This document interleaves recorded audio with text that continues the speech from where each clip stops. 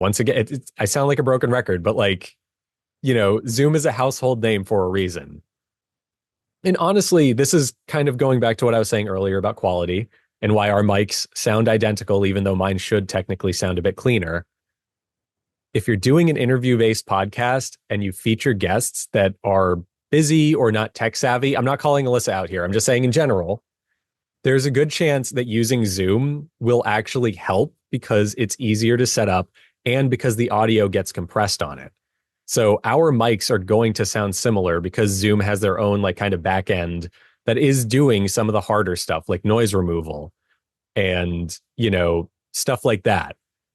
And that's valuable because again, if you're interviewing someone who doesn't work with microphones or computers, you just want them to be able to sit down and record the interview. You don't want them to be like that concerned about whether or not they're clipping. So there is a strong case for using Zoom. I love it. And yeah, like, look, And it's free. and it's free. And most important of all, like, again, we want our audio to get to good enough. And Zoom like makes that super easy. So yeah. That said, there are places you can go if you want to upgrade your podcasting setup and use other tools, you know, and they do offer higher video quality and recording on mobile and all that stuff.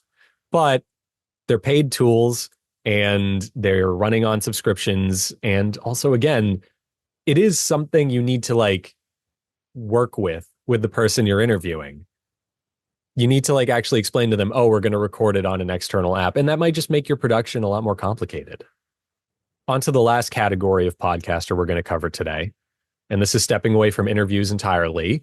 Here are some things you can do if you have like a pre-written podcast or use a lot of statistics or you just have like B-roll. Maybe you're like more of a vodcaster than a podcaster. So you have like cutaways and sound effects and stuff.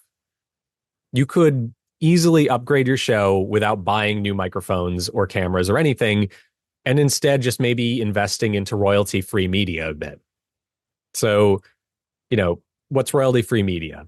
It's B-roll of, if you're a cooking podcast, it's B-roll of people like cooking the specific dish you're talking about in that episode. Or if you have a bird watching podcast, it is footage of those birds that are copyright free and cleared. You can run them on social media. You can monetize a YouTube video using them, all that good stuff.